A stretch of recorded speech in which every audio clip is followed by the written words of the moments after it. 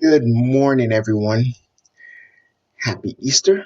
This week's chronological Bible reading comes to you on Easter morning, and it's from the week of April 5th through April 11th.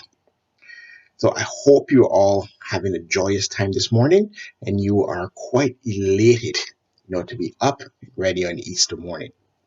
Usually by now, you would have had your Easter breakfast, and I've been up for hours and hours preparing it.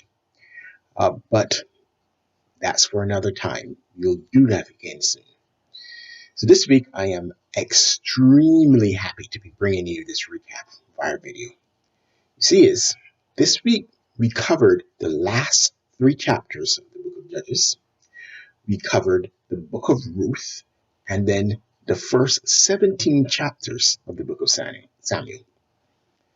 There's no way that I could have actually condensed all of my thoughts into the 60 seconds that I'm given or the 2 minutes that I eventually take in the Sunday morning service.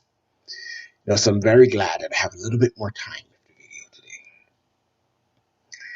So this week's reading had a lot of vows, people taking the vows. And I was actually thinking of, making a vow of my own. But then I went back and I looked at those vows and they didn't end very well. So maybe no vows for me. But what I actually did then was take a challenge. Yes, I challenged myself instead of a vow. And my challenge was to see if I can actually keep growing this beard until we meet again in the sanctuary. At this point, this is the most facial hair I have ever had in my entire life. We'll see if we can grow it a little bit more. It's driving me kind of crazy, but we'll see what happens. All right, so on to this week's recap. This week, we saw a glimpse of the debauchery that could actually occur when a people move away from God. We saw God take a woman from a people dedicated to destruction and grafted her into the genealogy of Jesus Christ. We saw God take a young boy from the wild, uncultivated country of Ephraim and turn him into the greatest prophets of all time.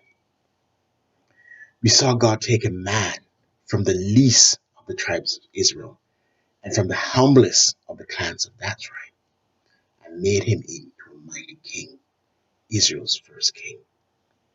We saw God take a ruddy shepherd boy and anointed him as king, and along the way chiseled him into a mighty military warrior. But overall, there is much more that God is actually teaching us in these verses. We saw that God will find the people to do his will and to carry out his plans. He will remove those in the way and he will raise up those who he needs to take the lead. There's no entitlement. There's no historical role or stance that can stand in the way of God. He rewarded Ruth in a way that we will never, ever forget her. As he grafted her in to the line of Christ, so too did he cleave Eli and his family out of the preeminence of the priesthood. And he caused an entire nation to flee from his Ark of Covenant. He removed his spirit from Saul and poured it out on David, the one he deemed a man after his own heart. With all the magnificence that God has shown us. Now, I want us to not be so fixated on the four walls of the buildings as a testament to God's power, as a testament to what God can do. God and the church is not just contained in those four walls that we worship in. Oh, but it is such a wonderful joy to worship together. It's a salve to our souls. But the church is you and me out there spreading God's word in obedience. Remember what Samuel said to Saul.